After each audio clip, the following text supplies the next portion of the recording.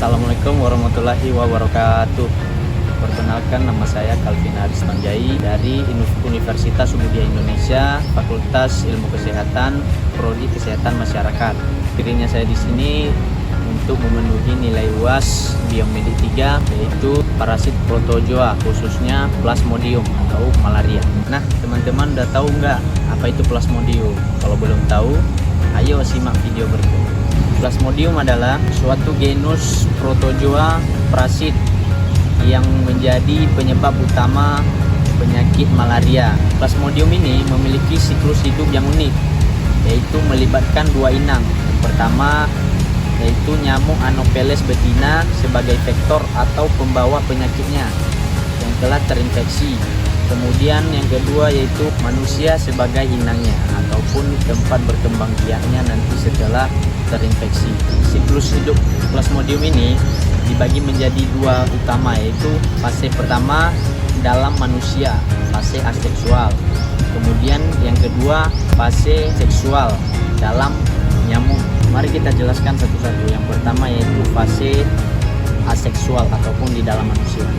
Nah, setelah digigit oleh nyamuk Anopheles yang telah terinfeksi, maka sporozoid akan masuk ke dalam aliran darah manusia dan dalam hati. Dalam hati, sporozoid akan berkembang menjadi skin zone dan setelah lama pecah menjadi merozoid. Kemudian merozoid menginvasi sel darah merah, berkembang menjadi trofozoid, lalu skinzoid, dan akhirnya melepaskan merozoid baru. Gejala ini jika terus berulang maka terjadi demam dan malaria lainnya. Nah, kemudian merozoid berkembang menjadi gametosit atau sebagai seksual dari Plasmodium. Kemudian ada fase kedua yaitu fase seksual dalam nyamuk. Dalam fase ini gametosit diserap oleh nyamuk melalui gigitannya terhadap manusia yang telah terinfeksi oleh Plasmodium. Dalam perut nyamuk, gametosit akan berkembang biak antara sel jantan dan sel betina membentuk zigot. Zigot berkembang menjadi okinet dan menembus dinding usus nyamuk. Kemudian okinet berkembang menjadi oosit dan berkembang menjadi ribuan sporozoid. Nah, kemudian sporozoid bermigrasi dan berkembang di kelenjar ludah nyamuk yang siap dikeluarkan ke manusia. Nah, itulah dua fase Plasmodium.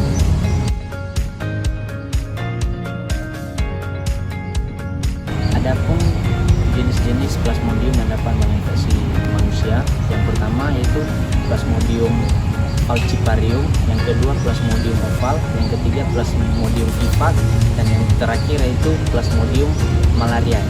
Nah, gejala yang timbul ketika sudah terinfeksi oleh Plasmodium tergantung dari jenis Plasmodiumnya dan juga ketahanan tubuh ataupun imunitas dari si inang. Umumnya yang sering terjadi gejalanya yaitu demam tinggi yang berulang, lelah, sakit kepala, panas dingin, sakit sendi. Nah, kemudian ada cara pencegahan. Tentunya ketika ada penyakit ataupun suatu masalah ada yang namanya pencegahan.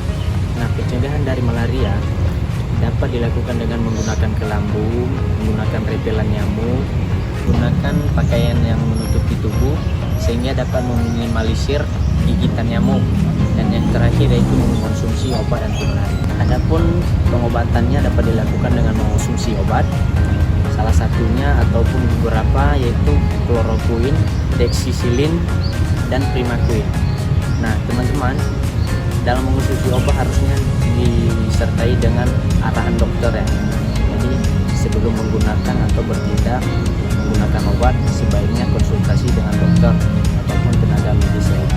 Nah, ini adalah penampakan nyamuk Anopheles. Jika teman-teman melihatnya ataupun berada di sekitar teman-teman, maka teman-teman harus menghindarinya secepat mungkin. Nah, sekian paparan materi dari saya mengenai Plasmodium. Lebih dan kurang saya mohon maaf.